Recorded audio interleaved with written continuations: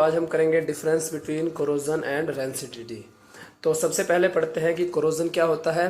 तो कोरोजन हमारा होता है जब हमारी मेटल्स जो है मेटल आर्टिकल्स ये वीक हो जाती हैं इन्वायरमेंटल इफेक्ट्स की वजह से, तो उसे हम कोरोजन कहते हैं। और ऐसा क्यों होता है? ऐसा इसलिए होता है क्योंकि जो हवा में या एयर में जो हमारे मॉइस्चर होते हैं या ऑक्सीजन होती है, ये क्या करते हैं, ये मेटल्स के साथ रिएक्शन करती हैं, जिससे कि जो मेटल्स हैं ये अपने ऑक्साइड्स बनाती हैं।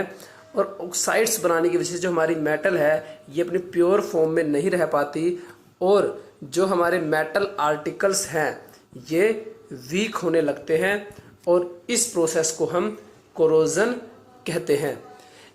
ऑक्सीजन और एयर मॉइस्चर के अलावा हमारी कुछ एसिडिक गैसेस भी हैं, जैसे कि सल्फर डाइऑक्साइड, सल्फर ट्राईऑक्साइड या नाइट्रोजन डाइऑक्साइड गैसेस।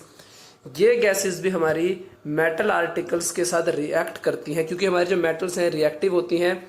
तो ये गैसेस भी मेटल्स के साथ रिएक्ट करके ऑक्साइड्स, कार्बोनेट्स या जो इनके कंपाउंड्स हैं वो बनाती हैं, और इस प्रोसेस में जो हमारी मेटल्स हैं ये वीक होने लगती हैं, क्योंकि जो मेटल्स हैं वो अपनी प्योर फॉर्म में नहीं रह पाती, इनके ऑक्साइड्स, कार्बोनेट्स बन जाते हैं।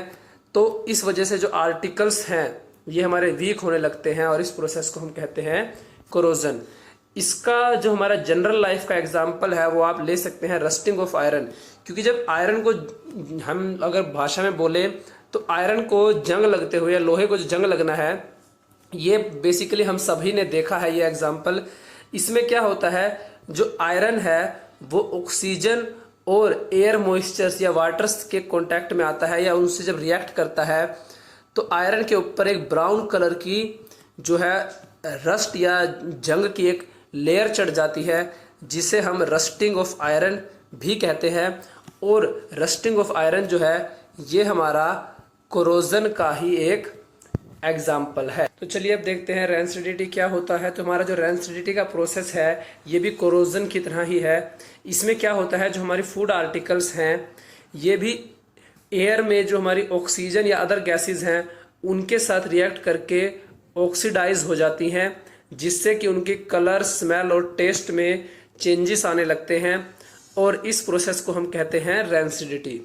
तो रेंसिडिटी में क्या होता है, जो हमारा फूड है ये ह्यूमन कंजप्शन के लिए अनफिट हो जाता है, यानी ह्यूमंस इसको डाइजेस्ट नहीं कर पाते और कई बार ये हो जाता है।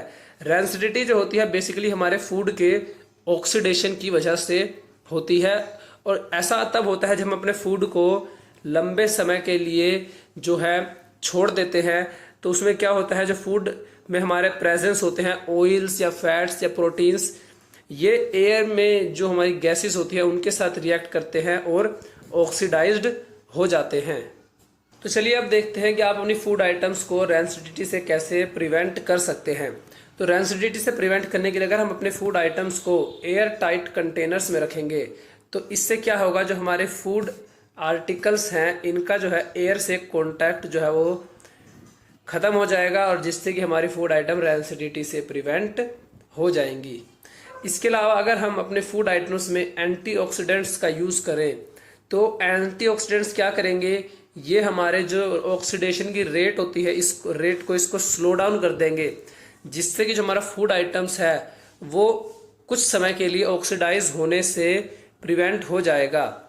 इसके अलावा अगर हम अपने फूड आइटम्स को ऐसे पैकेट्स में रखें या ऐसे कंटेनर्स में स्टोर करें जिसमें हम इनर्ट गैसेस जैसे कि नाइट्रोजन है उनके साथ स्टोर करें, तो हमारी फूड आर्टिकल्स प्रिवेंट हो जाती है रेंसिडिटी से।